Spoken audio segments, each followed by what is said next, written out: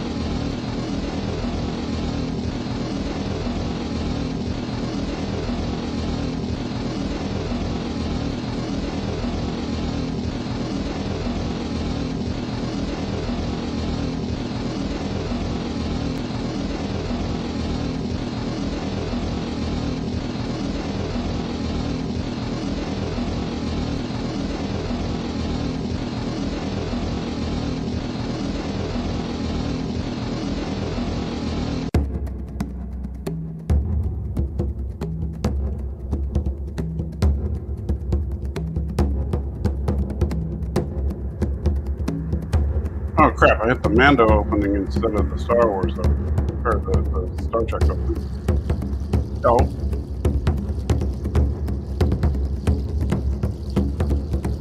Fix it in post.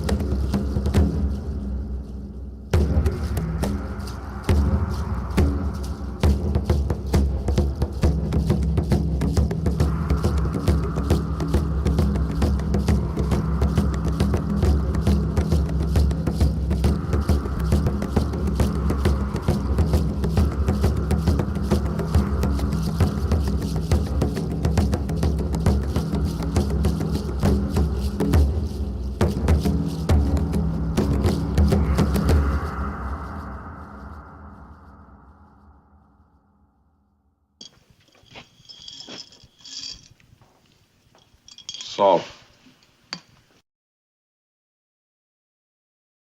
Fella done me wrong. He's also a huge dork. I don't trust men who smile too much. Good, honest hatred. Very refreshing. Is that the dunce cap for playing the wrong video? this is the way. Oh, that almost looked like what's his name? Ram Man from He-Man. Okay. Oh yeah, yeah, Little it bit. really does. Yeah, Yeah, a little bit. yeah, with the eyes. Well, I You can just didn't actually have see time to do everything, the internal face shield part, but Oh no, that's all right. He-Man's That's cool. Yeah. I mean, but, you know. So before we get started, I do want to say a quick thank you to BK Dan, who for my birthday, which is coming up in about 14 days, gave me this shirt. It's you can see the classic security badge from TOS, and it says, "This is my lucky red shirt." So thank you, BK Dan. I truly appreciate it, and I wear it with pride, especially on a day like this where we're talking about Picard. So first of all, welcome to everybody that's already here. We got 20 people here already. So BK Dan was first. Some idiot named Dork Knight is here, but Thomas Potts. That wasn't me. always. I didn't. I know that was actually me that posted that, but Thomas Potts is here. How you doing, Thomas? Miss Moneypenny is in the house. Stan Lee is in the house. And let's see here. Gorilla's Random Thoughts. Bird Opre 5 accusing us of clickbait. Well, blame our thumbnail technician. 47 Yorktown. Good to see you. Captain Fandom Nerd. Good to see you, my friend Brad. You're coming in a little hot there, Mike. Sorry, I know how to turn him down. Bradley's I'm like, here. Sorry, I didn't mean to, blow out your eardrum. And Searchers is also here. Good to see you. So, with all that, and Blaine, the Keto Klingon, haven't talked to you in a while. Good to see you, Blaine. Klingons should always be keto. We know that. So here we are, episode 8 of Picard, season 3. And so, as is our tradition, Danny, what do you think? Damn it! What's behind the red door? It's like, it for a little bit. It seemed kind of weird. Like at first, it was kind of weird that Beverly and Picard didn't have any kind of didn't kind of totally freak out about their kid having special powers. But then I was like, yeah, these guys have seen a lot of shit over the years, so maybe they wouldn't. Day that Maybe ends in Y. Yeah. So I was really bummed they killed Tavine. Like that was a bummer. I didn't see that coming. Because out of the arguably, I mean, she kind of got the most screen time, most stuff to do, especially compared to the communications officer, the one that was crying the whole time. What was your general thought, though? Emrose, I think her name was. Well, I mean, I mean, this is a good conclusion to Act 2, and I understand that a lot of people say that unfortunately the last 2 episodes really should be watched back to back. So I feel like if there's a bigger cliffhanger next week than there was this week, good God, a lot happened this episode, though. I mean, the Shrike is destroyed, Vatic is killed, Tavine is executed, Data beats out Lore for this new version of a more jovial Data that can use contractions. I mean, overall, I liked it.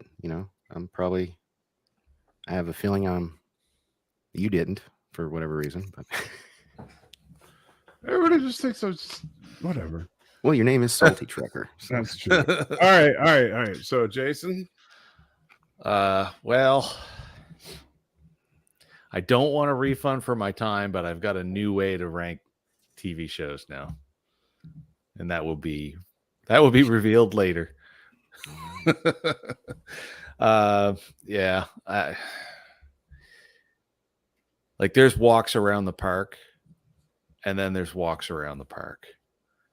And man, this is getting rough. Like the payoff in the next 2 episodes has to be massive.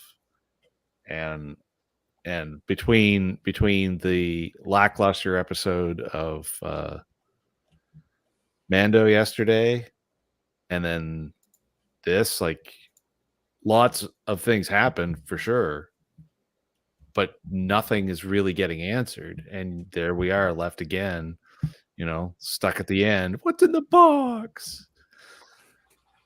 So, yeah. Starting to feel like homework. Really? And there isn't even anything to actually go and do research on. It's just like, I just want to know what I'm supposed to react to. Like, why am I supposed to be invested in anything? Like, which actually, it is kind of funny. I will make a comment on Danny talking about the comms officer, Tavine. She's the only one. Tavine was the science officer. Or science officer, yeah, sorry. She was the only one that really had a whole lot of camera FaceTime and lines. But at the same time, it was an empty loss. Because it's still that same problem we have with, I mean, imagine if she had vaporized 7. Or Shaw even. It's the same kind of problem that we've been having with Disco over the years, and with Picard other seasons, which is you don't feel real loss if you have zero connection to the character. And it's just kind of, I can see that, but I mean, I would, to me, like, I know her name, you know what I mean? And out of the 3, I guess 4 if you count Sydney, out of the 4, well, no, I can't say that. Out of the 3 that aren't Sydney, I mean, she was the one that, I was bummed. I mean, I wasn't like, obviously we didn't get to spend a lot of time with this character, but I was like, I kind of actually, I know this, if you had to pick, I mean, they should have went with Esmar. Like, I mean, what kind of a start? I mean, she was crying. Honestly, but you see, what you talk about there, what if they killed Sydney? That would have been an emotional moment. And that would have been motivation for Jack right there. Yeah. So that could have actually been way too much motivation for a lot of different people in a lot of different ways, though. That would have been, that could have been too far. But I will say that I did like the fact that they wrote it so that Vatic mixed it up, so that basically everyone thought they knew what was coming, and then they didn't. Right. Because genuinely, that was probably, yeah. So in my grumposaurusness part of the hot take, I will now switch to that was actually my favorite part of the episode, was the fact that they legitimately, the execution of the execution. Yes, exactly. Yes. And Bird thinks they should have killed Deanna. I would have been down for that. That would, so look, I know that Danny's expecting me to not like this episode, and half the chat's already expecting me to not like this episode, but I'm not going to say I didn't like this episode. I will say I hated this episode with a passion. I absolutely, because this episode, it's like, what I kept thinking over and over and over was that clip from Aliens when Ripley is like, did IQs just suddenly drop when I was away? Because what the heck happened? We now have Worf stabbing changelings and them dropping like flies. And I'm sorry, you stab a changeling and they laugh in your face. You can't hurt a changeling with a stabbing weapon. You have, just all these, the Data lore thing. Don't tell me Data's back. Data died a 3rd time, and now we have Lore, but Lore who's nice now because he got Data's memories. So we now have, we had Data transfer to B4, and now Data transferred to Lore. They're just borrowing stuff this is just best hits. That's all this is. And I mean, and the whole scene with Data was literally him pulling member berries out of thin air. That was the entire scene. I am so sick of member berries trying to cover this show. This is, I want a real story. They, instead of explaining stuff about what's going on with the strike, they just destroyed it. Instead of explaining what's going on with Vatic, they just killed her. There's no explanation. There's just sweeping it under the rug and getting it out of the way. And the ethos from TNG, which died last week, was crapped on this week as they were running around executing people. And even, and it was just like death has no meaning to anybody anymore. And I was just sickened because this is not TNG. This is a fan film written by someone who wanted to just throw everything they thought would be cool into one big project. And the problem is that doesn't make it cool. That just makes it a big list of things. And so I'm sorry, it was absolute garbage. That's my hot take. Okay. And here I was wondering if my smarmy score that I'm going to have at the end is going to be outdone by the salty one. And I stand near the FU out of 10. I stand in the shadow of the okay. The not just the hate of 1,000 suns. This is the crushing death of 1,000,000 black holes. Okay. Let me ask you this. So now we find out that starships are equipped so that you can just open up the view screen and eject everybody. Explain that one to me. That makes as much sense as the garage door on the Borg cube from season 1. Oh, you know what? Actually, if we're going to talk about that for a second, there is one funny thing I do need to bring up because it shows that whatever bad writing was fully infected into Nemesis just trickled on into the future. And that's because if you look at, was it the Argo or the Argus? No, Argo, that they took down to that planet to go find the bits and pieces of B4. Yes. Every single container box, glove box on that 4-wheel drive was specifically only just the right size to hold B4's parts. Mm-hmm. And the only reason why that big door can open up like that is because they needed to vent Vatic into space. Right. Which makes there is no logical reason to have the view screen open up. Yeah, that's like that is a textbook example of a contrivance. Yeah. I'm sorry. Like, need to achieve thing. No idea how to write it into the plot. View screen opens. Cool beans. So it's up to you, Danny. If you want to, do you want to show the slides or do you want me to? I seeing as how it's literally still downloading that file, I kind of need you to. Okay. Sorry. Danny's just like in shock right now because I mean it's pretty par for the course. All right, so we open up with Vatic having another smoke, which I still don't understand why a changeling smokes, because they can't taste it, they can't experience it, they just do it just for the image of being unhealthy or something. And she's staring out a ball of transparent aluminum or something on the top of the bridge. Yeah, I'm not sure. The shot was interesting. All the other questions still remain. Yeah, but what's the purpose of the ball? that's cool. It's a cool shot, man. Yeah. Kind of looks like an eye. It does. It actually looks very much like an eyeball, but it's like, what's the point of that?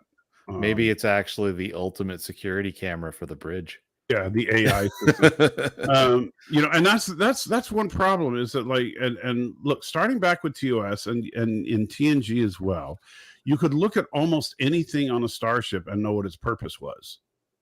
Now you can't. It's just a big eyeball on the ceiling of the bridge.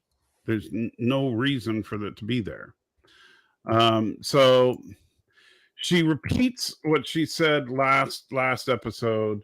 Although Bird pointed out she said it a little differently, where she's going to cut off the senses of everybody by shutting down the lighting and shutting down communications and stuff, basically causing terror throughout the ship. And then she's listening to the ensuing carnage as if it's music.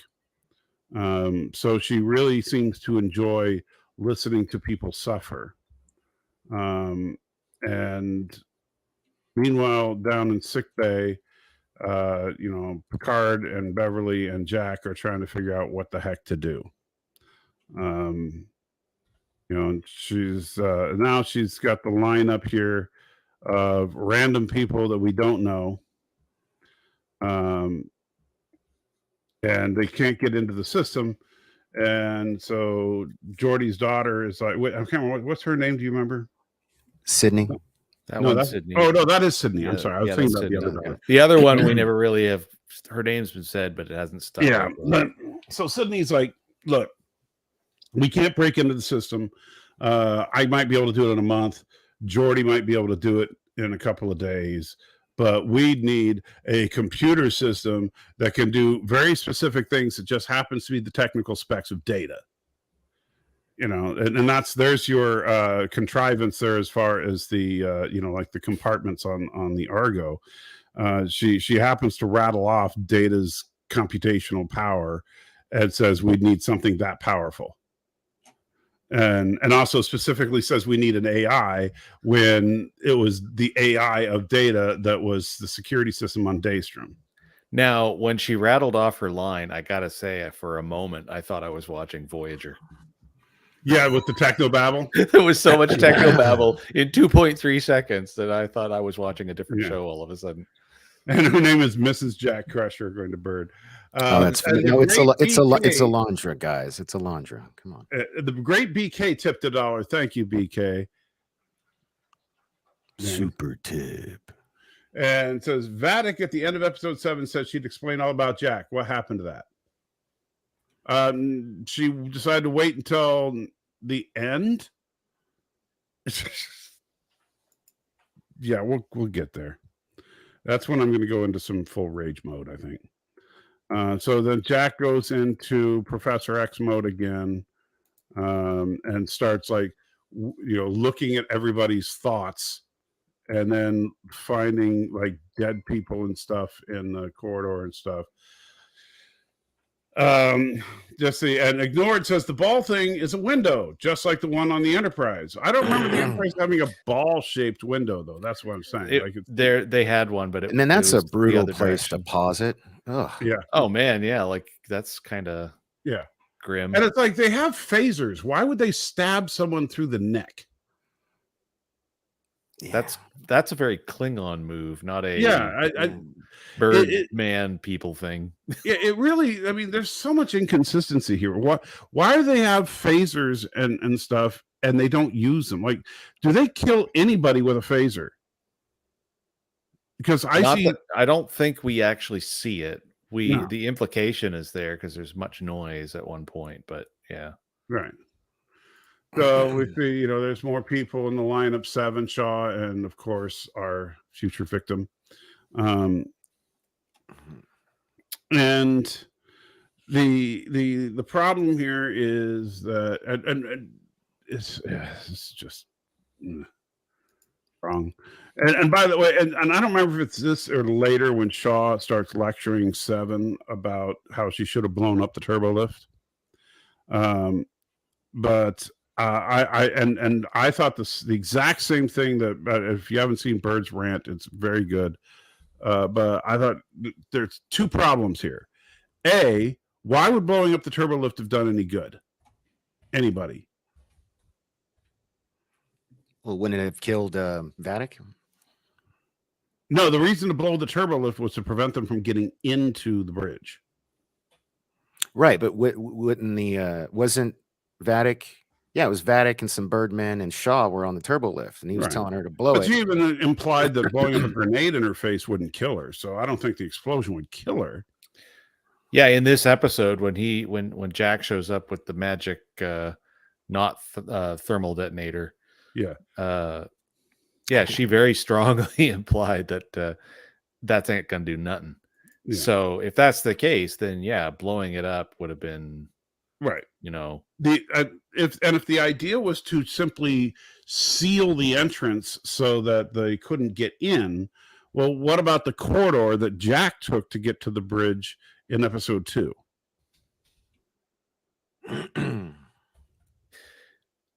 well, there are ladders all over the place in these starships, and It seems so like that's- that. Yeah, the turbo lift is not the only way to the bridge. yeah. Well, and not to mention, you know, Jeffrey's tubes all over the bloody place. So Yeah. it seems like a line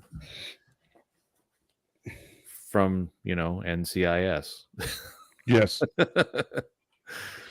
We got weird alien number 17 right there for no particular reason. I look More like a terror character going- from a Dragon Ball Z cartoon. I was thinking that when I watched it this morning. I've thought, never "That's-" watched Dragon Ball Z, so I was like, wouldn't know what's about going that. on? Or Pokemon or something. Yeah. Meanwhile, Jordy and his other daughter are down there with the Datalore B4 soon thing, and they unplug him from the computer, which begs the question, why did they plug him into the computer when they knew that Lore was a part of all this? You know, that just seems ridiculously stupid. But they unplug him from the computer, but then they realize that the problems aren't from him, that it's from Vatic.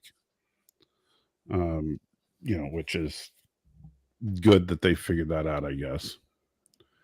More lineup stuff. I gotta say, I will say that cutting back and forth to the execution scenario was the most tense part of the episode.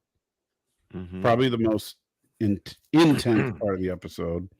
Probably the most well done part of the episode.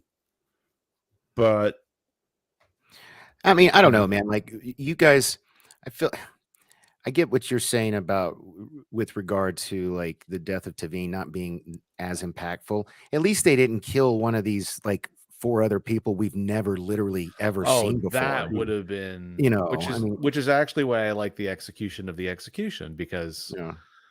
they did actually take it as far as they could with the development of the story as we had it. Right. So it worked as best as they could make it work, and I really like that it was a feint.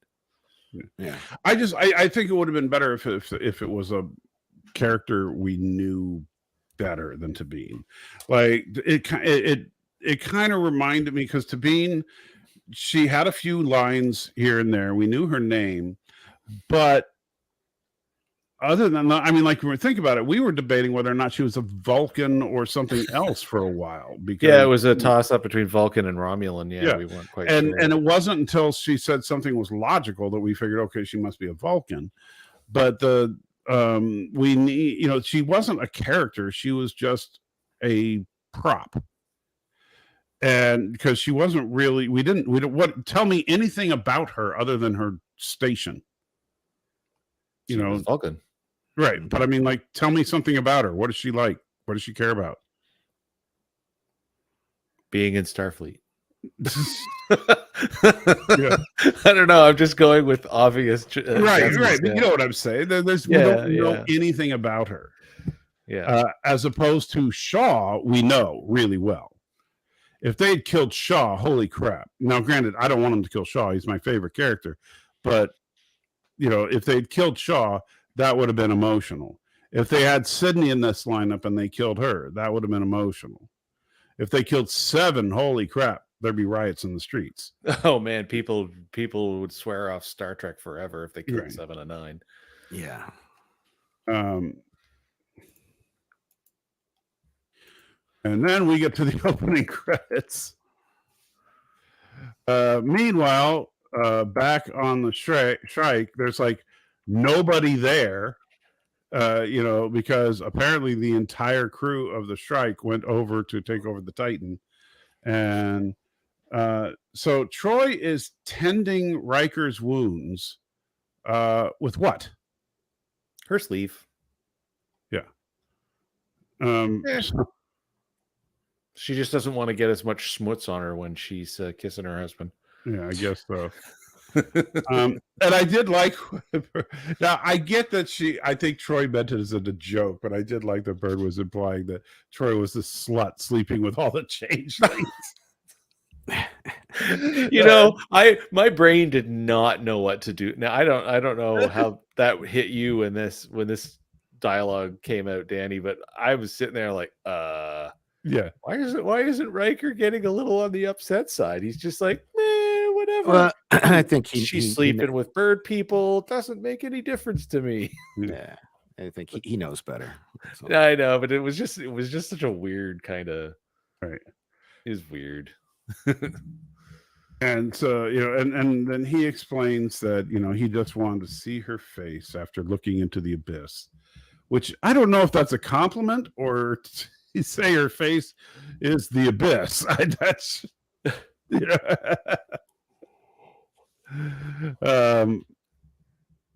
but so they're having. I gotta say, they actually the chemistry between Riker and Troy. This is probably, in my opinion, the best it's ever been. Oh yeah, I would. They feel like an old married couple. They do. Yeah. Even though he just found out that she was sleeping with changelings, but she wasn't. She even said, "There's a line of dialogue where she says, yeah, she's just messing. Great, but she can say she was messing with them. She goes, I knew they were changelings when they showed up, and I was like, so then she had sex with them all. What show are we doing? What's no changeling? Yeah, I got a. Oh, you've got a tipperino. Oh, a super tip. Did I? Yeah. Yeah, just flashed on your face. Your face was a coin. Oh yeah, I guess I didn't hear it. That's weird. It said it was the great BK once again says, I seriously thought it was exciting for Troy to be a changeling and for him to get info from Riker. I was expecting for Troy to be a changeling and get info from Riker. I was kind of expecting that too, especially since the changeling showed up and captured her. Why not try to fool Riker? Yeah. Well, if they're even halfway alert to who they just captured, they know that a half Beta Zed's gonna know things. So you're not gonna skate on that one too easily. Well, they could, like, if they faked that she was beaten within an inch of her life, then Riker wouldn't be asking her questions and stuff. Yeah, maybe. I think you could pull it off. Yeah. I was just gonna say one last closing thing is that when you look at the two of them doing the scenes on Nepenthe in season 1, and then you look at the scene that they now have gotten to do together finally in this, it really is impressive just how well they've managed to flesh that out. It's so much better here. Did either of you notice that? And I'll get to that in just a second. That yesterday in Mandalorian, the droid booze was called Nepenthe. Yeah. Isn't that weird? Yeah. It's very weird. And Thomas Potts with $4.99. Thank you so much, buddy. And says Troy should have said, "I knew it wasn't you because he was bigger." Wow. Ouch. That's that's Is this where she finally snaps, like, my name is 7 of 9? Is this where it is? Yeah, and the funny thing is, this is where she's going to draw the line where she basically does the wrong thing, because she should have blown it. She should have blown the turbo lift. That was the plan. The reason she didn't is because it would have killed people. But we've seen in Trek before, it's like, oh no, if we don't seal the bulkheads, then we're going to blow up. But if we do seal the bulkheads, it'll kill some crew people. We've got to seal the bulkheads. And that's the command decision you have to make when you're in that situation. To save the ship, you sometimes have to sacrifice. Hey, I'm glad because she didn't, because then Shaw would be dead. And he's like, yeah, I get that. But 7 is also a murder machine. So why did she suddenly start caring now? Yeah, that's a writing inconsistency problem. Yeah. And so then she fights. So Shaw's confronting her about doing the wrong thing, and Shaw's 100% right here. She was wrong. She should have blown up the thing. And now she's going to say, "My name is 7 of 9." And it's like, no, it's not. It's Annika Hansen. Oh, apparently, according to BK, that line is actually said much later in the episode. Oh, Is it? Okay. Yeah. Okay. Maybe so, but either way, I think that was a horrible line. I mean, it should have been the other way. I mean, there's no reason that she would be saying my name is 7 of 9 unless she legally changed it. Her name is not 7 of 9. That is her Borg designation. And for her to use that for her name makes no sense. Yeah. Gonna do the super chat. We did. Did we? Yeah. That was Troy saying you were bigger. It was bigger. Yeah. Yeah, we did that. Oh, did we? Oh, Yeah. How did I miss that? Where did I go? Wow. I don't know. Well, you said "oh my" when I said bigger. Apparently, I went into a time warp. Right, and so everybody's trying to figure out what to do. We go back to the lineup, and this is the problem. Like, I know you said a lot happens, but a lot of this episode is going in circles. It's like the majority. There's like with this episode, there's some cool things that do happen, but this episode I think should have been about half the length that it is, because they purposely drag everything out, and so that they can get away with revealing nothing. And that's what really frustrates me here. Is that we go through episode 8 of a 10-episode series and we still know nothing. And they just covered up a bunch of stuff by just blowing everything up and killing people. So we won't know anything about Vadic and what her whole thing was because she's dead now. So unless Basil Exposition shows up somewhere and tells us, Basil Exposition. Sorry, I'm on point tonight. Yes. Poor Danny, I know. He's like, I liked it. It's okay, you can say you liked it. You don't have to listen to us. Well, what's yet again frustrating, and although I really stayed reserved with grumbling about Mando yesterday, is still yet again we have a lot of really good scenes, a lot of really good production value. Oh yeah, it's beautiful. There's so much to want to like, and yet you come out the other end and you feel like you ate rice cakes. Right. Well, and like my problem here is that, like, talking about some of the stuff we've talked about, I thought that Riker and Troy had some great chemistry. I mean, I just absolutely loved watching them together. I liked the scenes where with Geordi and Sydney. I think that they've got great chemistry. But it's just that was the bridge sensor hub. So the bridge sensor hub is just a magic ball. Yeah, I brought this up because it's interesting, because it does bring up something else, and that is that everybody has been doing this.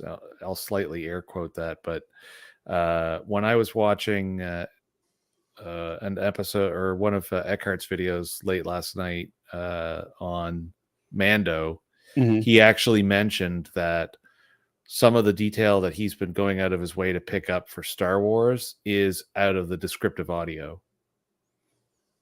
Yeah, see that's and I kind of, you're straying into some dangerous territory. It's like, basically, if you start doing that, then so now what?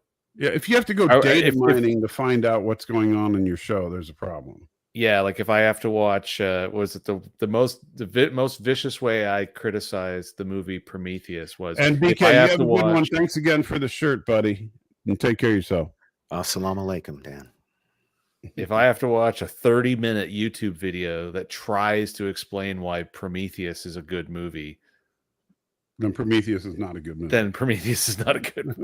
So if I have to go digging for explanations on things, right, like if you got to watch all the special features on the DVD back in the day, to actually understand what happened in the movie, then something's been done incorrectly. Right. let's see. So we go on, and so there's so now Jack. I think this is where Jack's explaining that he has superpowers. And everybody's like, huh? And Sydney waits till the last minute and says, well, yeah, he does. Because he did it to me. Yeah. Meanwhile, back on the bridge, we still have her torturing people, but Jack then gets it's what's his name to enter in Picard's what's it called again? Codex, apparently, but it's not a codex. Okay, so you're the IT guy. Why don't you explain to people what a codex is? Well, they actually accurately explained it in the first episode. That's why I don't understand how they forgot what it was in the 8th episode. Well, they explained what it was within the story of what it was, but the worst part is they're borrowing words out of real time. Yeah. And codex is, well, first off, if you use codex truly accurately, has nothing to do with computers. Mm-hmm. And even if you drop the X sound and just refer to it as a codec, then that also has nothing to do with encryption. Right. And yet it's more like translation, isn't it? Yeah, a codec is used to encode for compressibility and then to allow for decode for review or, so like, or playback so or whatnot. To give people an example, I use them all the time when I create videos. If I use the MP4 codec, it will put that into that format for the output, as opposed to a WAV or whatever. And it's in no way at all encrypted. It's just it's a file format. It's really all it is. It's restructured in a way that maximizes data storage, and that's it. If you encode something with a cipher or a cryptographic key, and this is why I have to turn my brain off on computer stuff, because I will just spin right out. Mm-hmm. Yes, so, exactly. GK Design nails it. That's the shorthand for compress, decompress. Yes. Just like I loathe when people call routers modems, because there's no. But you love data partition, right? Okay. So yeah, we talked about. So a little fun fact about this, since you happen to have it paused here. 12/11/75 is Terry Metallis's birthday. Right. Oh, cute. Yeah. They just love putting Terry Metallis's birthday everywhere. Yeah. That's, is he just full of himself, or are they just like, I don't know. He made the crappiest planet in the Star Trek universe, Metallis 5 or whatever. Metallis Prime is a planet. He didn't make that. How do you know? No, because it was done in Enterprise when he was like an assistant, and they did it to give him shit. They were like, we're going to call this trash planet Metallis Prime. Well, no, but I'm talking about like Trip is, or go ahead. But I'm talking about like the security code here, and then didn't they use something the 1975 as the NCC 1975, the New Jersey, the New Jersey. He was born in New Jersey. He's from New Jersey, so yeah 1975. Like, come on. Yeah. I'm sorry, I don't need more Terry Metallis. I mean, we already have enough member berries. I don't need Terry Metallis's life story encoded into as a codex into the. Here. So today's lesson is why I can't think in actual computer time about anything in shows, because it just breaks my brain. But yeah, so he tries to enter in the codex in order to unlock the security override, but she catches him and she's like, "Ooh, Jack, are you in there? Ooh, and her weirdness is just dialed up to 11 in this one. And so now we know, not only does Vedic and the rest of the changelings know that Jack has superpowers, she knows specifically what his superpowers are, even though Jack didn't. This is going to require one heck of an explanation. I'm sorry, it really will. because, and the problem is we're not going to get one because she's dead now, and they're just going to leave it. Look, guys, come on. What? How does she know what his superpowers are when he didn't know? Obviously, she is privy to some intel that he is not, that she probably got from the floaty head guy, you know. And Thomas Potts, thank you. Super chat. There's another 499. You're just jealous a ship can't have a registry number of your birth in 588 66 78 BC.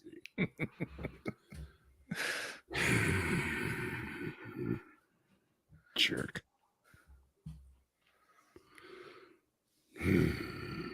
Maximum crusty. So,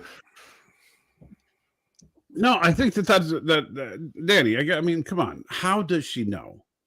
You're not the slightest bit curious? I just told you.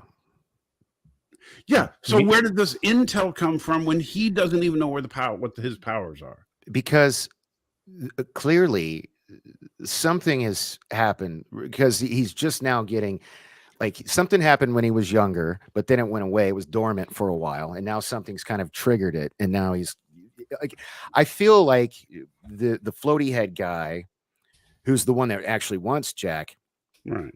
He's going to have the answers to all our questions in these last 2 episodes. I don't think, I've been told, I've got it on good authority, that there are no mystery boxes, that at the end of this season, right, all of our questions will be answered. So I highly doubt that. I will bet $5 with anybody that there will be mystery boxes that are unresolved. I'll be fine if they don't explain the pump action phaser shotgun, but there's a lot of other stuff that, man, oh man. There's gonna be unresolved questions at the end of this. I guarantee you. So I just want to take a second to thank the 35 people in Salty's chat and the 3 people in mine for joining us. Yes, indeed. Thank you all for being here. If I seem a little subdued, I actually got some kind of bummer. Like, does anybody know? You don't need to go into it there. We'll leave it at just, you've had a bad day. No. Well, it's medical stuff. Right. Have either of you gentlemen had to ever have a testicular sonogram?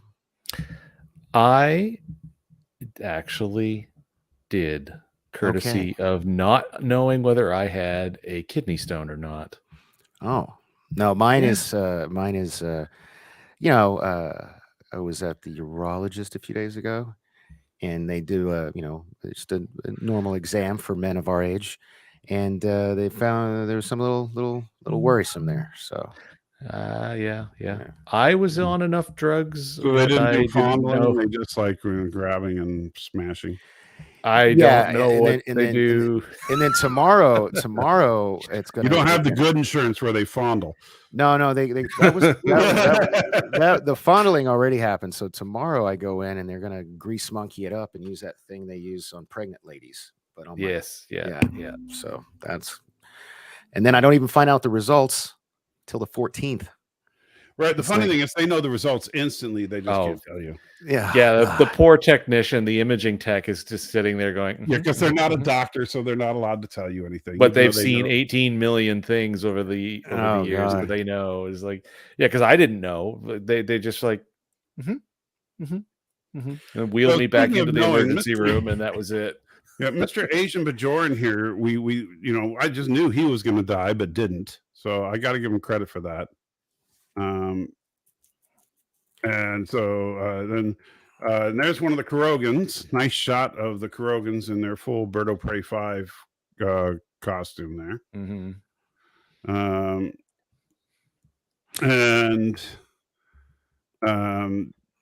Meanwhile, of course, Shaw and Seven still disagreeing on everything. He's down on his knees, just waiting to die. I mean, this is a pretty intense scene. I gotta. Like back of this girl's head. Well, she was crying before, like, right. Well, because she thought she was gonna die. Well, now at the very beginning of the episode, she had that one trailing cheek, and then now she's like basically sobbing on the floor. I thought Starfleet people were supposed to be made of sterner stuff, man. Like I was just like, well, really, you're gonna kill the stoic Vulcan and not this little whiny turd nugget. I mean, I don't know. Well, maybe because it's more fun to have someone crying and whining than a Vulcan who's not going to do anything. Fair enough. Yeah, Yeah. she does seem to have a But yeah, then she Ooh. whips around and bam, goodbye. good pause. Yeah. Yeah. Which I gotta say was that did surprise me. I was audibly like, I would go, oh, like when it happened, I did not expect it. I was like, oh man. Yeah, I was definitely not expecting him to turn around and do that. That was a good moment. And then they're like, oh crap, she's actually killing people, so we got to do something. Meanwhile, nice exterior shot. Riker and Troy are still having marital difficulties. They haven't worked it all out yet. They're thinking about how many changelings have you had sex with. She's doesn't really want to talk about it. No, this is where this scene is interesting because they've kind of added some powers to Troy in this scene. He talks about how she basically kept him from feeling used her betazoid powers to keep him from grieving for his son. To my knowledge, that's not ever been a thing before for her, right? Well, no, she could. That's because she has a special connection with Riker, though. Okay. Yeah. I don't think she could do that as a part of therapy with a regular patient, but she could do that with Riker because of their special connection. Yeah, like remember, he actually has in Encounter at Farpoint, they were talking telepathically.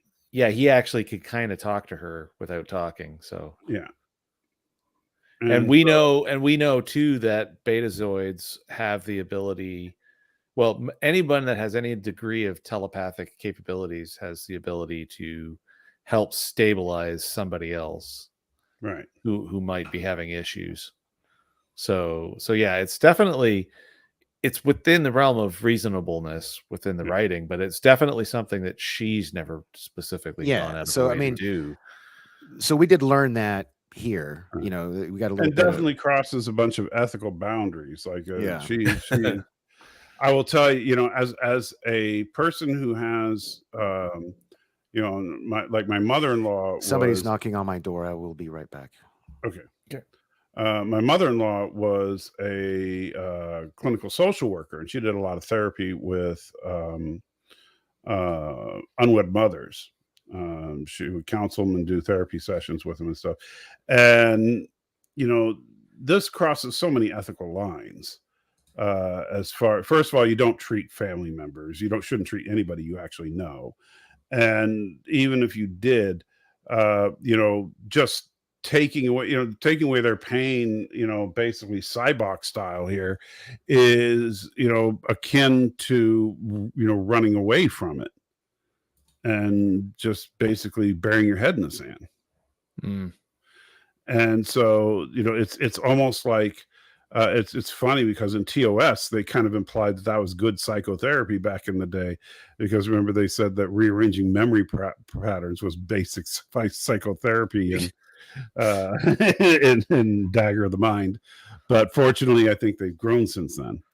And no, I don't have psychics in the family, Stanley. My point is that they have people that deal with in mental health in the family. My mom was actually a licensed therapist, and my mother-in-law was as well. So, my mom just didn't practice very much. But there are some very strict and serious ethical boundaries that go around mental health professionals, and Troy shattered those boundaries.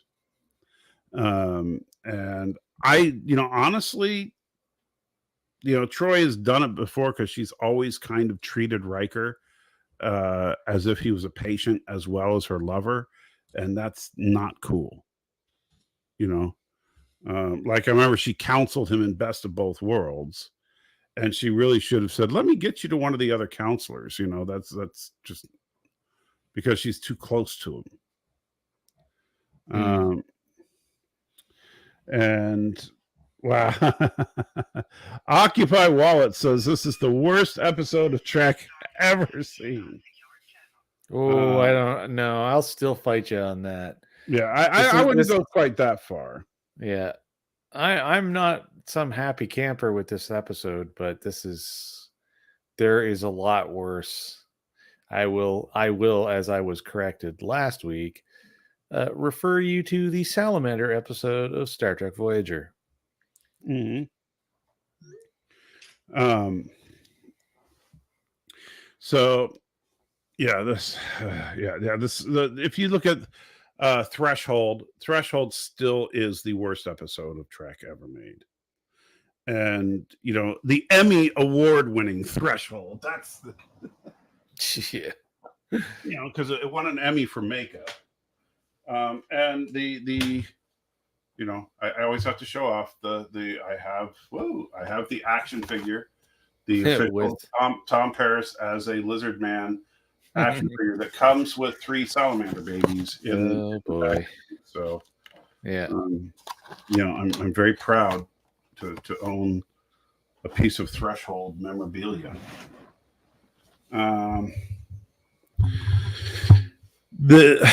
This was, however, Occupy Wallets. You may not have seen the beginning of this live stream, but I hated this episode. There's no secret there. So what do you think? Think we should wait for Danny or continue through it? Because I don't know how long he's going to be. That could be his client that came to the house. Yeah, we'll give him another. What time is it? It's 53. We'll give him another 2 minutes. We'll give him to 55.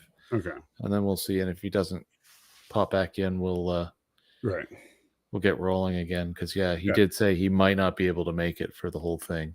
Yeah, and don't feel bad, Occupy Wallets. I'm not guilt tripping you or anything. I'm just saying, this episode had some horrible things. Now it had a couple of things so that elevated it, and the Riker Troy scenes were actually good scenes. I think that Jonathan Frakes and Marina Sirtis, as much as I cannot stand Marina Sirtis as a person, Jonathan Frakes and Marina Sirtis just brought their A game. I was really surprised because I was just getting there ready. As soon as I saw her on screen, I was ready to hate her, and I didn't. You know, I saw Troy. I didn't see Marina Sirtis, and that really blew me away. I wasn't expecting that. No, I will absolutely say that even in the frustration with anything in this particular season, the individual bits on their own I'll just refer to them as, have all been fine to really good. Right. Like things like what we were talking about last week with the whole business with Brent Spiner and LeVar Burton and the delivery with that. Like, oh man, like. And Brent Spiner does a great job in this episode, even though I hate that scene. I was really torn with that. I really liked the acting. I really didn't need the scene. Right. It was, yeah. So, but yeah, this scene, however, despite Troy breaking ethical grounds, that's nothing new for Troy, and I think that. But I think that, I mean, just look at Riker's face there. I think they really connected, and in a way that you just don't see from TV level acting very often. And so kudos to them for that. Yeah. And there we get the end of the scene with the two of them actually embracing. But here's the funny thing, and I never noticed that until I'm looking at this shot right here. Why are they still in their cell? Well, those funny lights on the edge are that's the energy barrier. But it doesn't look like the energy barrier goes all the way across. It just looks like, because look, I don't know. No, it goes up and around. There's a shot later on. Okay. But then why are they still why are they both in the same cell? Why would you put them together like that? They needed to have their scene together. I guess. Contrivance, right? Yeah. Like it's. So they kind of make amends and become, basically husband and wife once again, which is nice. And then I don't remember, how do they escape? That's just. Oh well, we. Oh, that's right. Worf shows up and stabs a changeling, and the changeling drops. Yeah, but he zaps it later. Yeah, but he's okay. There, I will look. The killing part, I agree. You shouldn't be able to kill them. You with shouldn't a even be able stab. to hurt them with a knife. No, there is. If you look at the way they've portrayed the pizza changelings, they take some form of discomfort and or damage when they have to separate pieces of themselves, or when pieces of themselves are forcibly separated. Yeah, we've been interacting. And hey, Cash, it's always good to see you. So I look, I don't understand why all of a sudden you can stab a changeling and they drop like a rock. Yeah, I'm not going to say it's perfectly explained in the in I don't this think it's season. explained at all. Well, look, every time Vadic has to take her hand off so that angry, malevolent face can talk to her, she looks like she's in discomfort. And when that changeling had his arm blown off, he didn't exactly seem super happy about that either. Right, but it's not like it killed her or it caused any serious injury to do so. No, and maybe the He's still a changeling that he stabs with his sword didn't kill. Maybe that didn't kill it, but maybe it was enough to stop it. Why would it even drop it? Why would there's this series in the 90s that it's possible that somebody didn't watch for background. And Super Gavin, chat. thank you so much. 99 pence super sticker. Since I'm looking and StreamYards, I can't see which super sticker it is. Do you see it? Let me go look. See, it was big gobby face with 2 hearts for eyes. Ah, thank you. At least it wasn't something like you're a jerk. Thank you so much, Gavin. I truly appreciate it. It helps keep the lights on around here, which I do desperately need. But yeah, I gotta say, it drives me crazy. I look, as much as I say that this is better than a lot of what we've seen before, you can't stab a changeling to death. And yet we see that over and over in this episode. And then they walk around and just vaporize the bodies, but the bodies are still just lying on the floor. They're not getting up.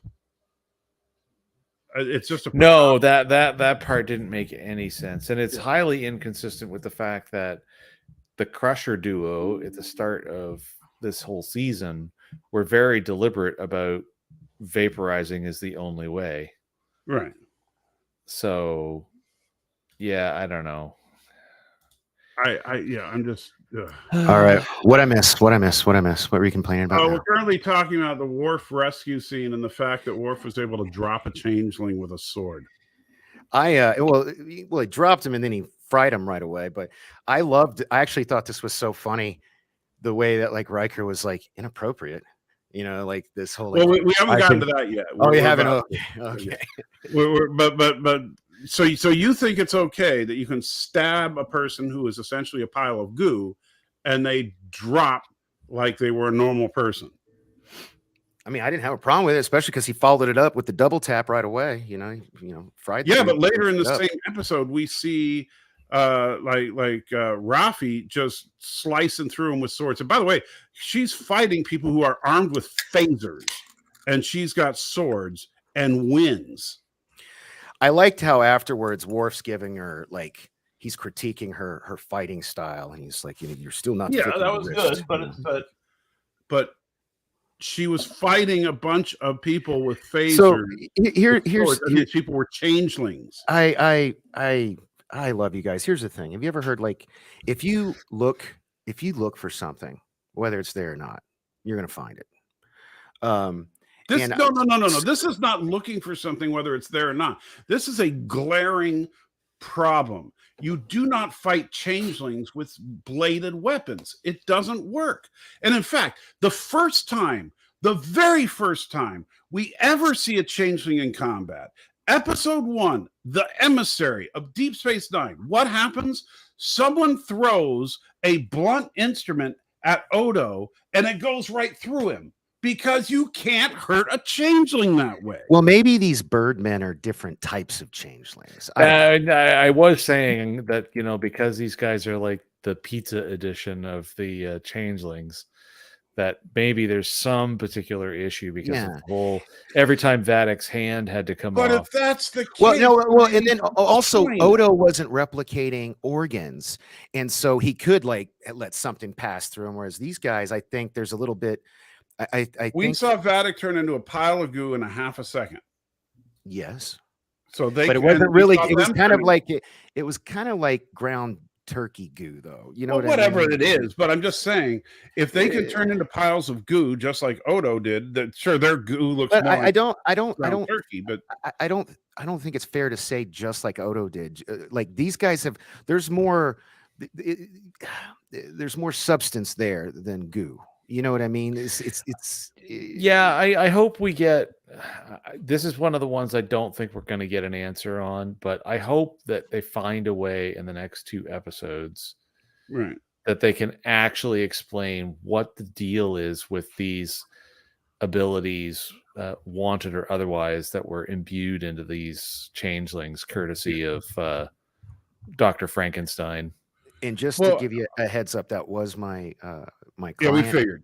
And I told him, you know, what was going on. So he's actually running like a little errand. But when he gets back, I do gotta take care of business. We're working on it here. Yeah. All right. So now we get your favorite scene, and I will say it's funny. It was so good. Even I've if it been makes counting the 0 days. sense. I've been counting the days since Right. last week. It makes no sense. Riker's like inappropriate. Right.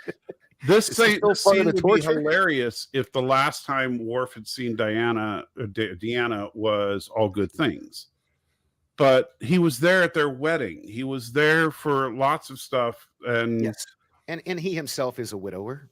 yeah. You know? And by the way, does he not give a crap about Dax anymore? Because he's, oh, yes, I've been counting the days since I've seen you. Like, I didn't see this.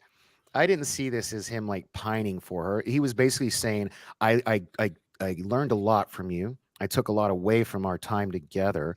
And thanks to you, I've been able to better myself. That's kind of how I took it, you know, like that didn't sound like that did not sound like professional. because he said the same, not the exact same thing, but when he got on the Titan the first time, he rattles off how many days it's been since he saw Picard and Riker, you know, so not like that. No, I think because of the way that Michael Dorn delivers his lines so dry, I think they were going for that dry comedy of making it sound like he pined for her, but that really it was just that he was very, very, very weirdly explaining how happy he was with what work that he was having done from her counseling or something. Because remember, in TNG, they were a thing for a bit. Right. Well, that's the thing. All good things, they got together, but then that just kind of ended because he went to Deep Space Nine. Yeah. Yeah. And I got a transfer, honey. See ya.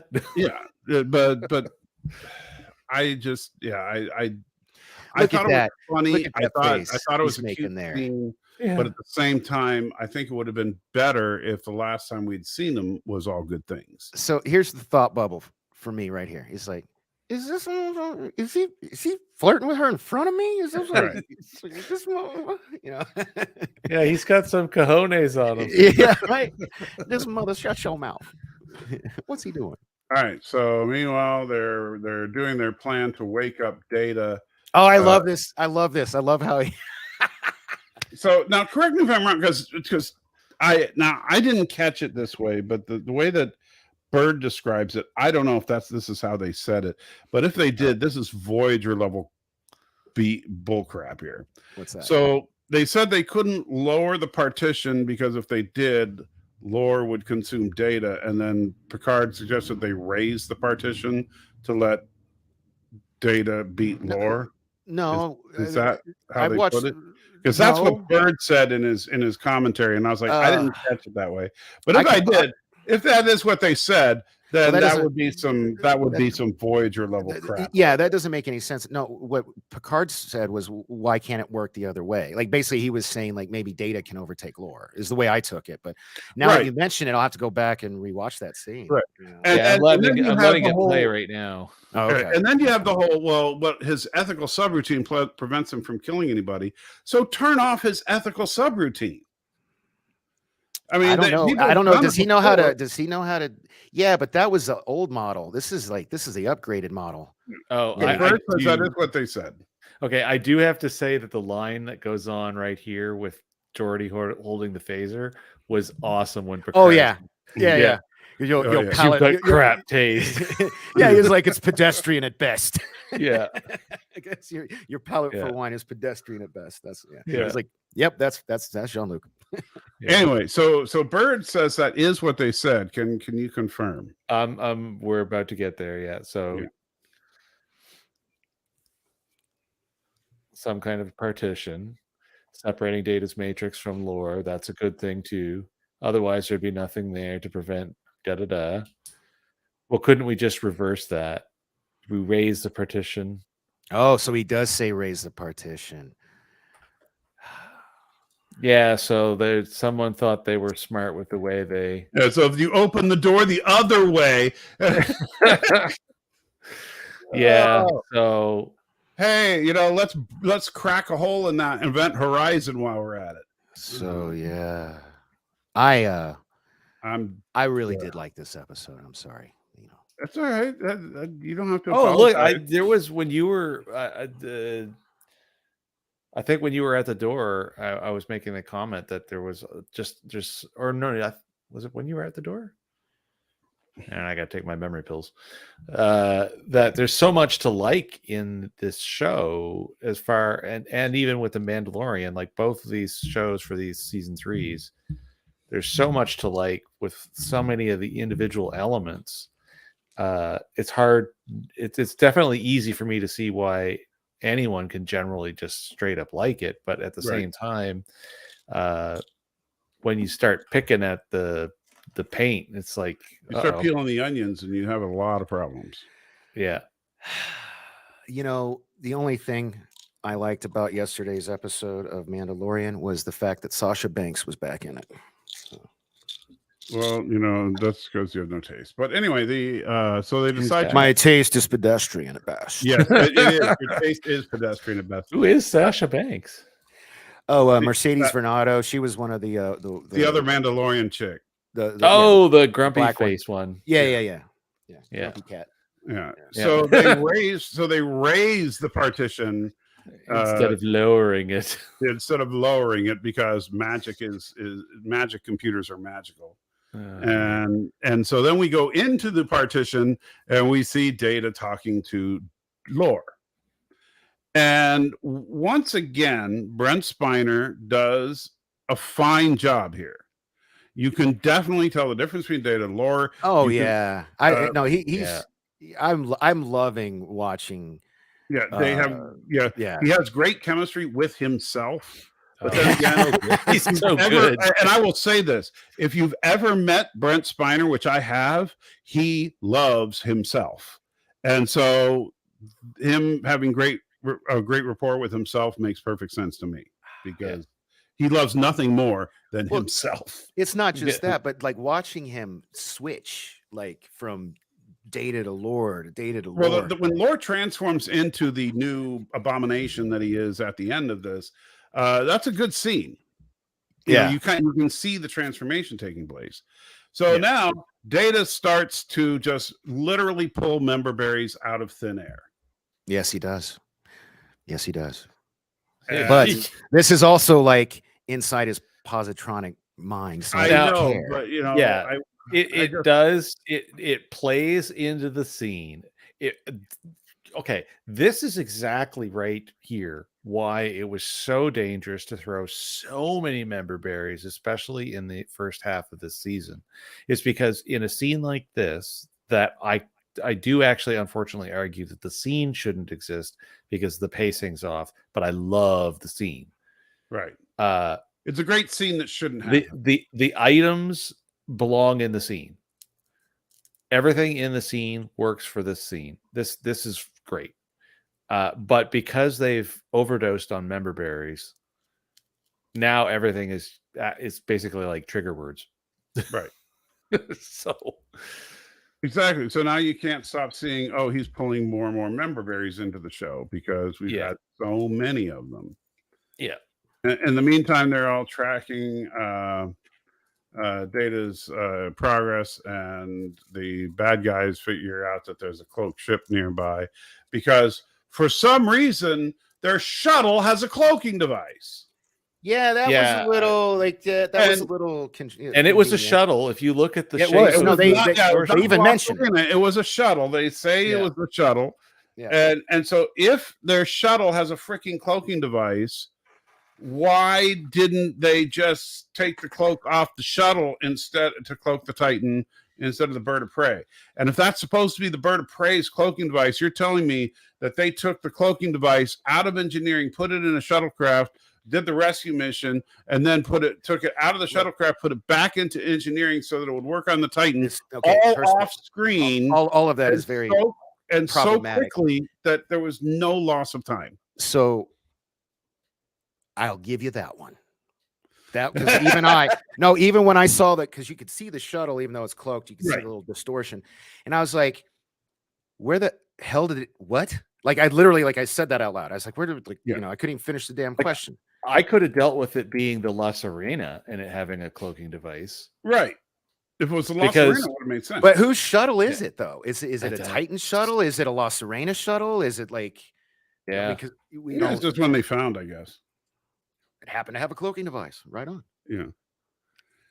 And we never get an explanation of like, okay, so you're telling me that when the entire ship was in lockdown, somehow Worf and Rafi took a cloaking device out of engineering and got it onto a shuttle, installed it, and launched the shuttle. No, there's no way that happened. Yeah. That's not.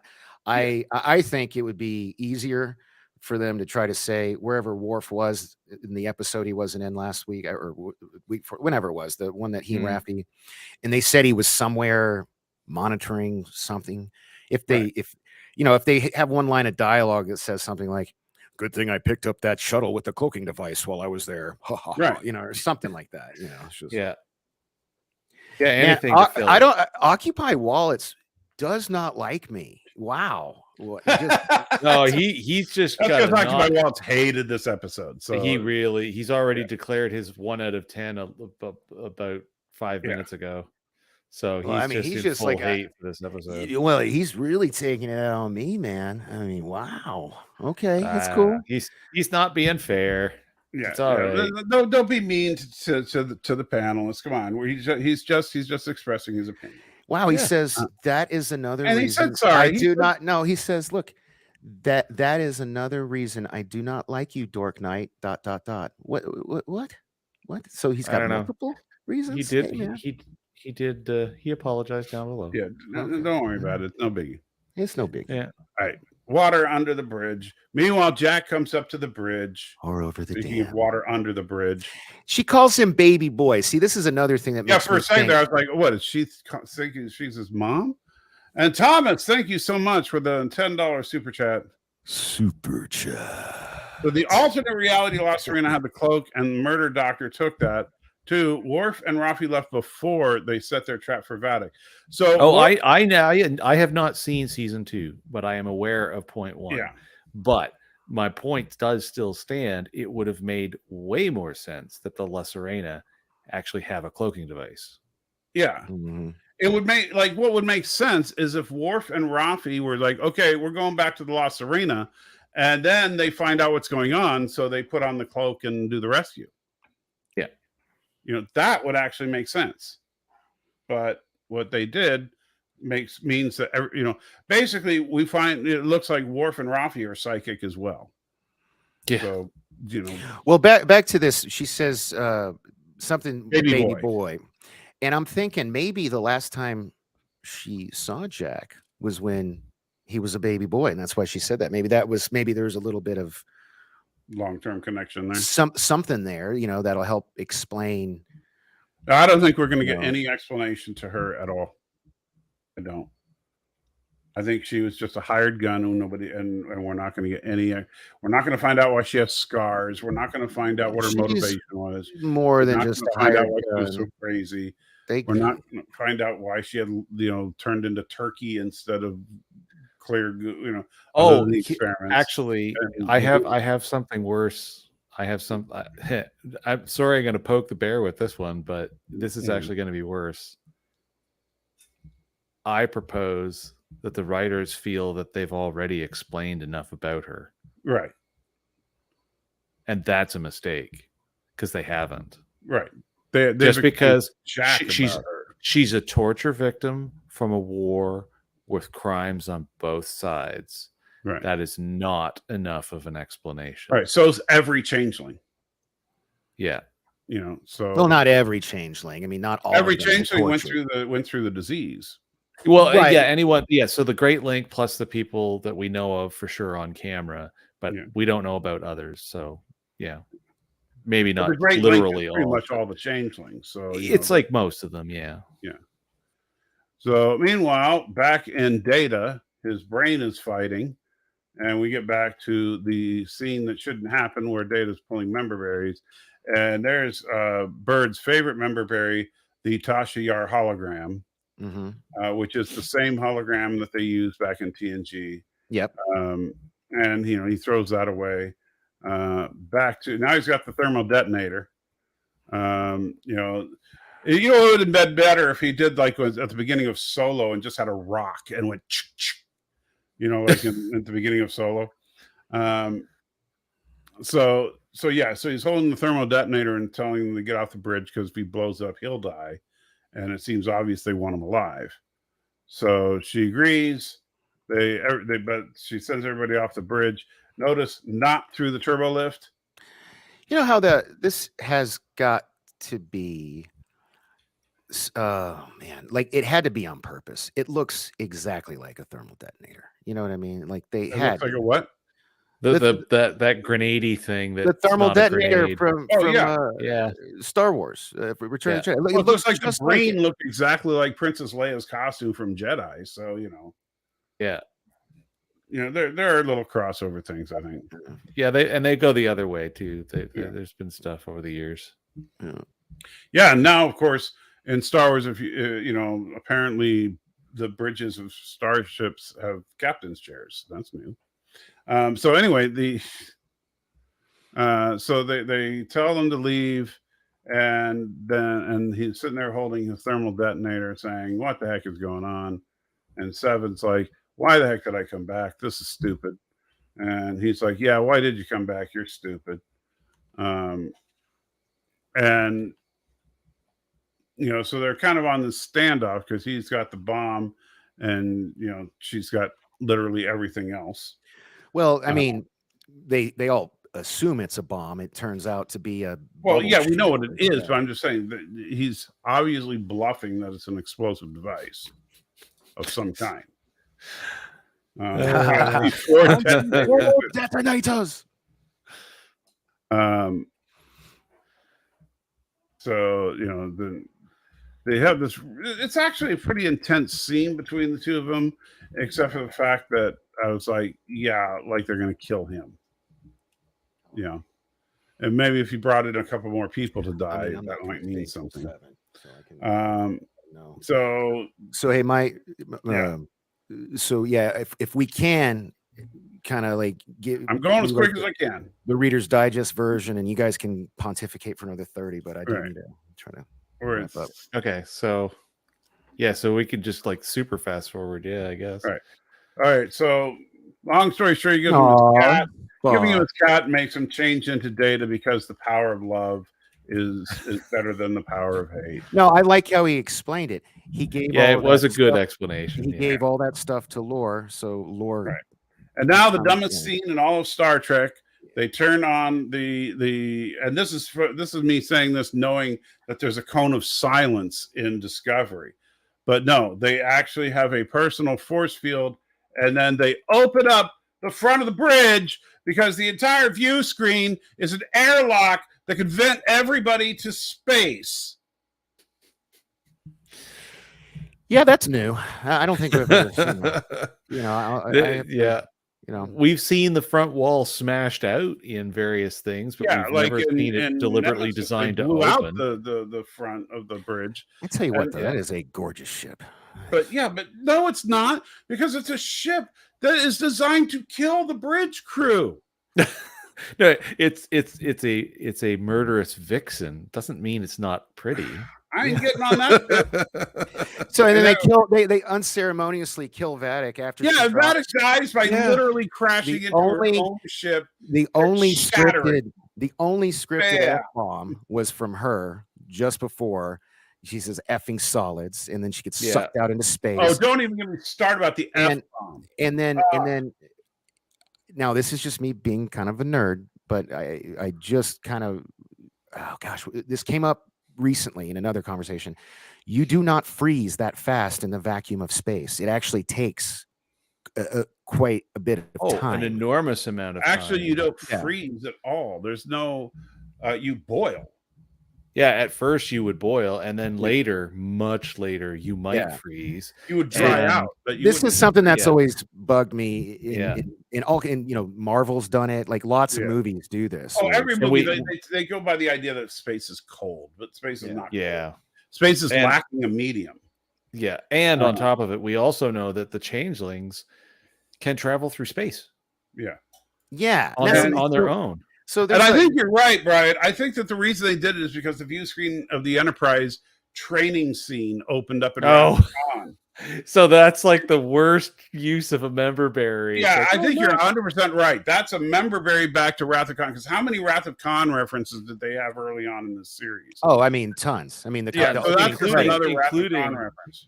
Including in last week's episode, Vadic's wrist pad actually made the exact same tricorder sound when they were on regular space station. yeah. By the way, how many of God. you noticed Vadic's face floating around in the debris there? Is it? What? Yes. If you Where? look carefully. Oh,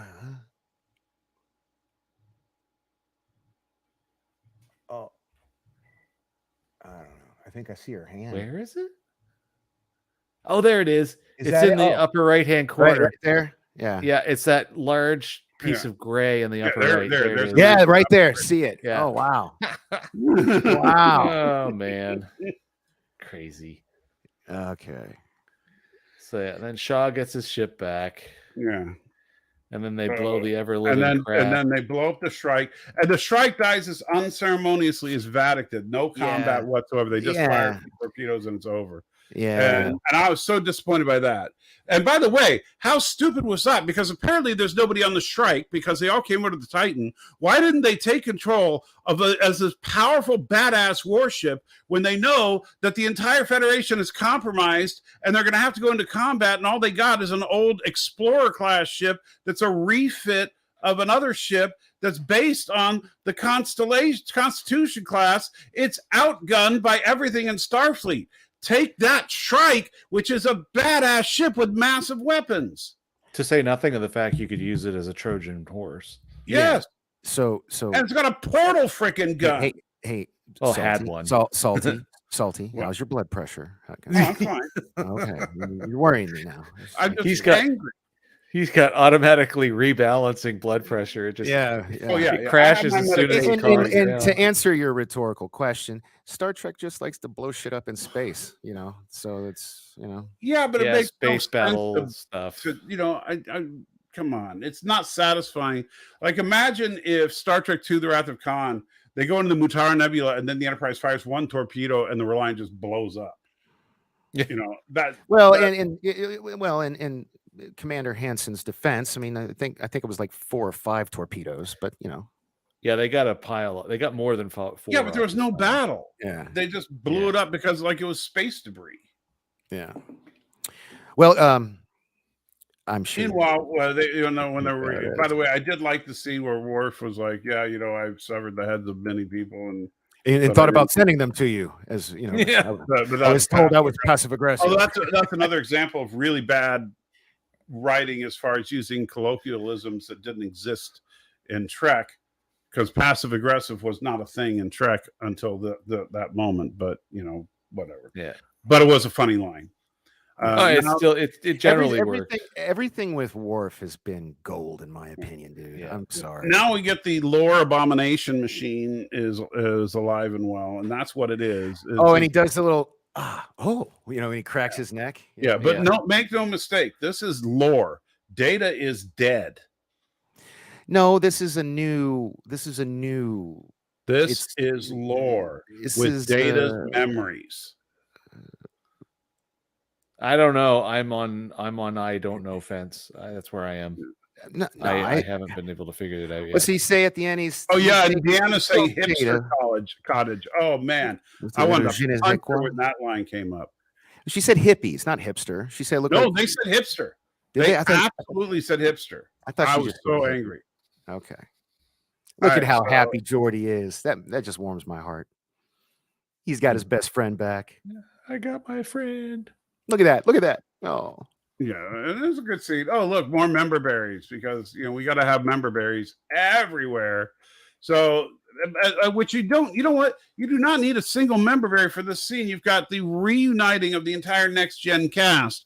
You don't need freaking member berries. The scene is a member berry. Just like, come on, just let it be what it is.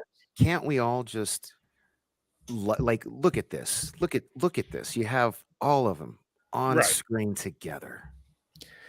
You know what's funny is the scene for me would have worked better if nobody made the comment in the universe, in the story, about it's been too long, da da da da da. Yes. And Janeway, thank you so much. Tip $1. Super tip. And so Janeway said, no, it's like Tuvix and it needs to be killed. Kill it with fire. Talking about the lore data thing, yeah. I think so. Janeway thinks it should be killed because it's too much lore like 4. Yeah. I think if they had to let this scene just be truly natural, and it's like, okay, now we've solved all these issues that we see as issues.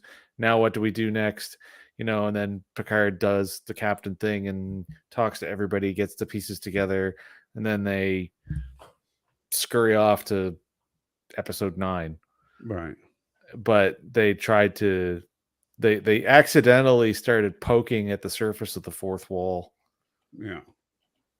And the problem is that, like, if they're trying to make some kind of decisions about what to do, why are Shaw and Seven not in this meeting? It's Shaw's ship. They don't have any command authority on this ship. Yeah, but you got to remember, it's not Shaw's show. Yeah. Yes, I know, but I'm just saying, in universe, I want a real explanation, even if I know I'm not going to get one. Yeah. So they have their magic meeting, and they're all staring at each other because they're all so old. And then they decide that the best thing to do is to have Troy try to make a psychic connection with Jack, so they could work on what is this imposing evil that she senses around them. Because nothing is ever bad happens when Troy tries to explore total evil with her psychic powers. That would never result in anything bad, right? Oh, yeah, no, that's right. So hey, I want to check this out. In one of the Discord servers I'm in, somebody made this, and you mentioned him. Oh no! If only that were. Yeah, I know. Major Grin used that as a thumbnail. Oh, okay. Nice. I don't know if he made that, but he did use that as a thumbnail. That's funny.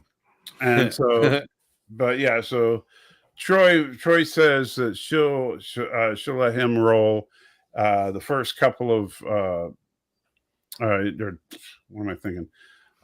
She's gonna connect with him psychically so that they can try and figure out what the heck is going on. Basically, she's doing a mind meld. And Kinda ish, you know. she's straight up doing a mind meld. She goes into his thoughts. Is this? And Have we she's ever seen the her red do door. that before? Have we ever seen her? No, do anything like this is that? the first time she's ever done this. So she's got that's 2 new power sets that she has Right. now. Yeah, now because she's a in straight up TOS, Vulcan. in TOS, she always had You mean heightened TNG? levels. Yeah, or TNG. she wasn't in always, TOS. She's yeah, old. yeah, She ain't that old. yeah. Her mother would have been in TOS. Yeah. If you get the double entendre with that Yeah. one. Well, her mom was a nurse, but yes. Yeah. She never had this scale of power. No. She could always interact telepathically with other Betazoids And with Riker, but she never had this scale of power. Here's what I think. I think that the Irumodic syndrome that Picard has that ended up killing him has got something to do with oh, cool. Okay. Yeah. Well, somebody shared it in my Discord. I didn't see it, but that was a good April Fool's joke then. I think this has something to do with the Borg. The fact that they made it a point to say they removed that I part, unfortunately low. agree with you. Yeah, and I think what's behind this door. I don't want to agree with you, but I totally agree. Yeah, behind the door is the queen. Something like that. Yeah. You know, maybe Jaborgi, that queen. Oh, if it's not her. Jaborgi, I quit. Yeah, if we see Jaborgi, I'm going to. Yeah. You know, I have several, fine bottles of scotch. I might have to. Well, I did want to at least mention that, and this is the scene. This is why I made my thumbnail, not for clickbait, but it was because I was literally yelling that question at my TV screen. Because he puts his hand on the door and then they just cut to credits. Yeah, it's like, come on, man, what's behind the door? Yeah, it's not Armus. We already know who it is. It's Nagilum. Why? Because it's stupid. This whole season, I'm sorry. It's if you take out the member berries and you boil it down, you got maybe a good 2-parter episode of TNG, I think, buried in here. Maybe 3 parts. Well, hey, if you don't mind, because I do need to get going. I know we need to wrap up. So, Danny, we'll let you go first because you're such a jerk. Yeah. So, what's your final thoughts and out of 10? I'm gonna go with another 7.5.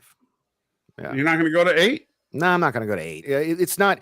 I gave last week 7.5. I think this was on. Sorry, Thomas. You owe me $5. All right, good. Well, it's close. 7.5 is close to 8, but yeah, no, I give it a 7.5.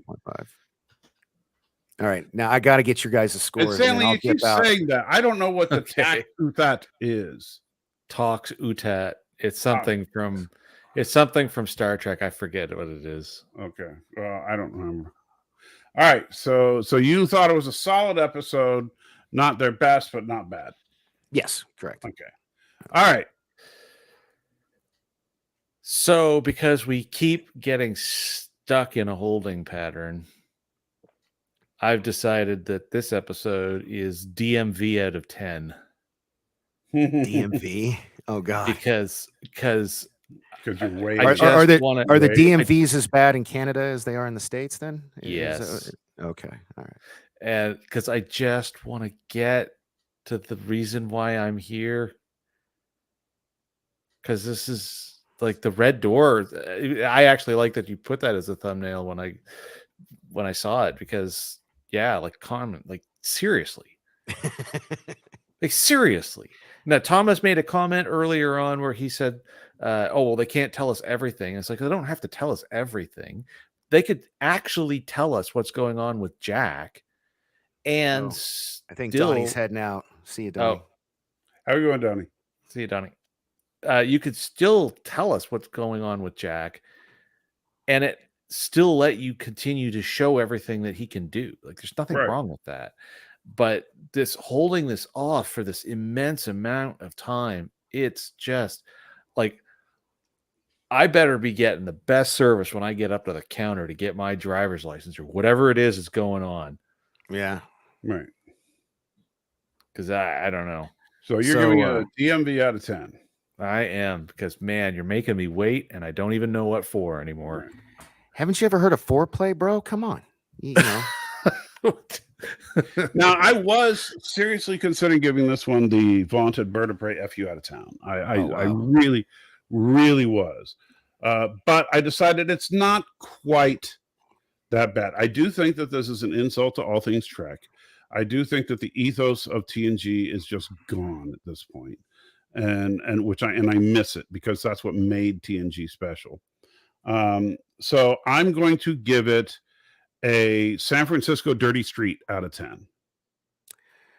All right, y'all are just making shit up at this point. So, so zeros, goose eggs from you guys. No, if I actually gave this episode a number, it would drift to a 4. It'd be like, okay, and I'd probably drying, be giving it about a 3, to be honest. Yeah, paint drying would be better than.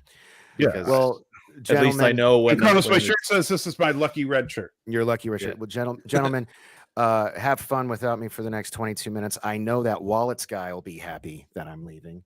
Whatever his name was. But are you doing a thing tomorrow night?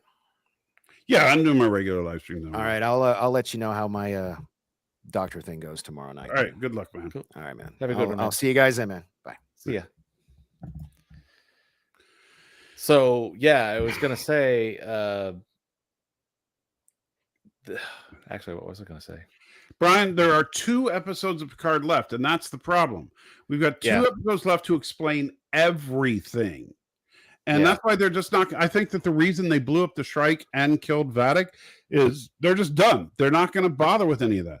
They're not going to tell us where the Shrike came from. They're not going to tell us why they wore bird costumes. They're not going to tell us why they talked in cliques. They're not going to tell us what Vadic's emotionalism was all about and what her motivation was. That part of the story's done.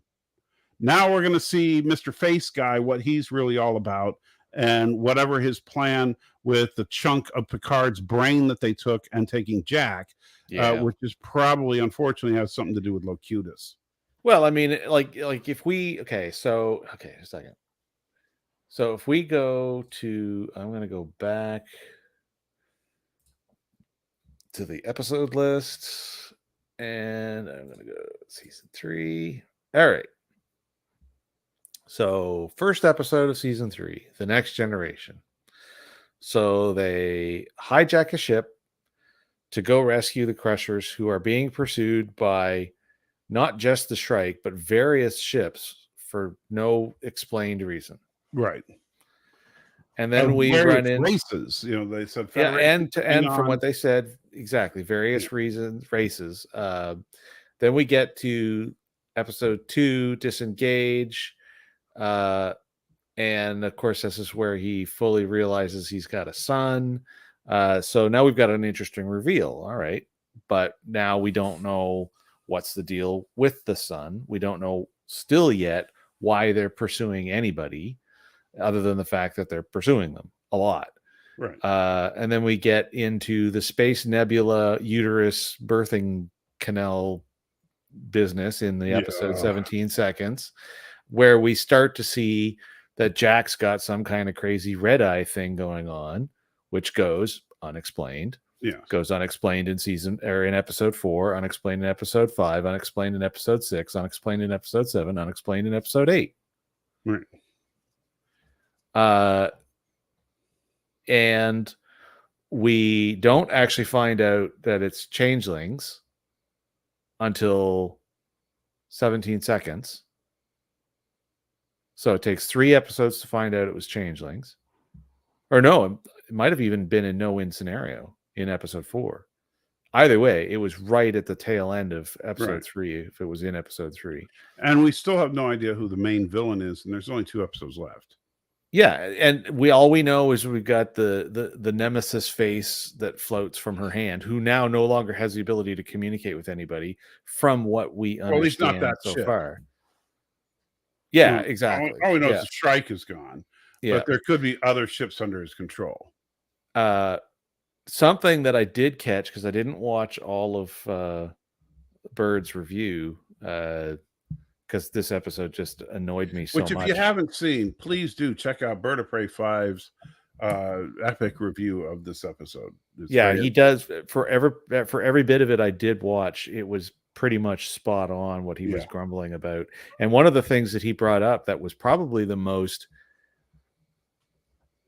absolutely mind-blowing thing that never hit me at all in watching the episode the 2 or 3 times I did is everybody on board Tuvok's ship, or almost everybody on board that ship, had to be changelings. Mhm. So how, like, so to Bird's point when he brings this up, like that all the Federation is basically changelings now. Well, that's what I remember. I said this a few episodes ago. There have to be millions of Yeah, well, changelings well, to pull off what they're doing. Yeah, we talked about the fact that there at least have to be tens of thousands of them because, you know, like captains and other high-ranking officers just all over the place. And so, and it would have to be because anytime someone was like suspicious of that person, they'd have to have another changeling ready to replace that person, you know, to try and keep it under wraps.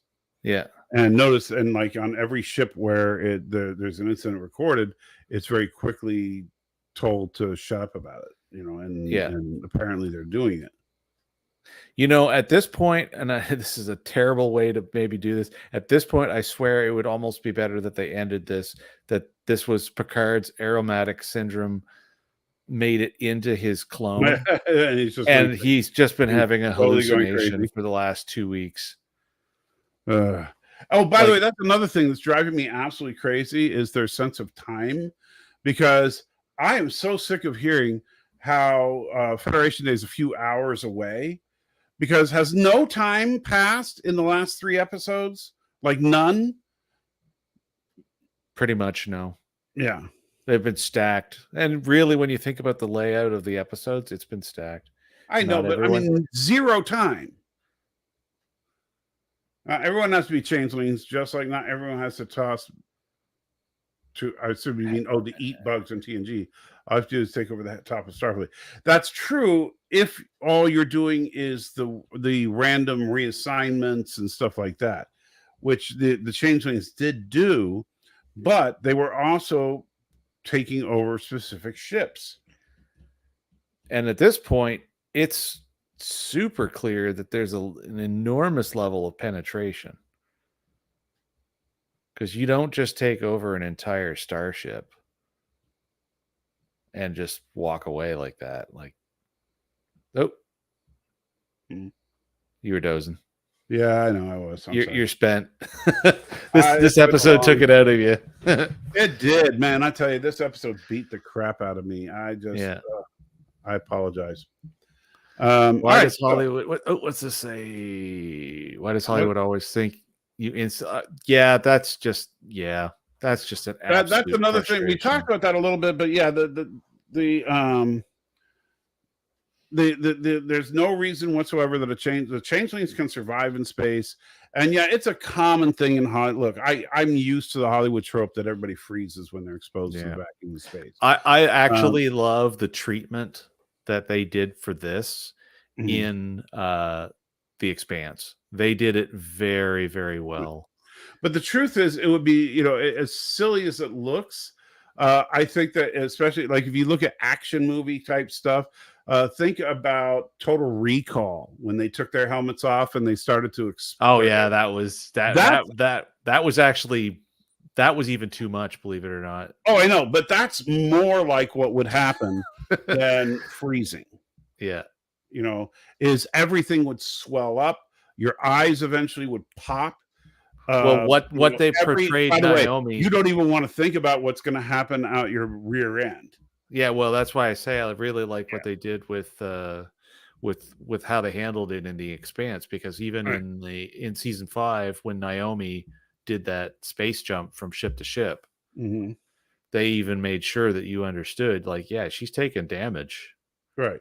And she was all puffy when she got over to the I can't remember the name of the ship now, but yeah, so she was a hurting unit, and yeah, and I mean, even things like that rock hopper in season 1 or season 1, when he had a little piece of wire come loose in his helmet, and he breathed out and then opened his mask and then pulled out the piece of wire and then pulled his mask back down and then repressurized his suit.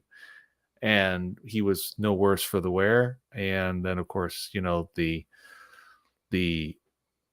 unfortunate but very well done scene when Case Ashford was condemned out the airlock of his own ship. Yeah. So he basically breathed his last breath, ran out of oxygen, and suffocated, and got a little bit of condensation on his hair, and then that was it. There was no crazy turning into a rock or anything. All right. As fun as the idea is, yeah, space is not really cold. It's just a vacuum. Yeah. All right, guys. So we're gonna wrap it up there, so that I can then cry into something until next week. That hurt. I need something good to watch. I really do. I need something just that's not painful like this is becoming.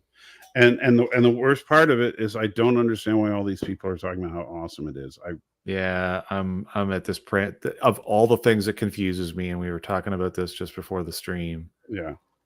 I don't understand. This is not good storytelling, let alone good Trek. Yeah, There's so many issues. It is these last three. That's all it is. And these last 2 episodes better be the most rock'em sock'em thing that there's ever been in storytelling, because they're so far behind in this race. I don't know how they would catch up if that's what it was. I agree.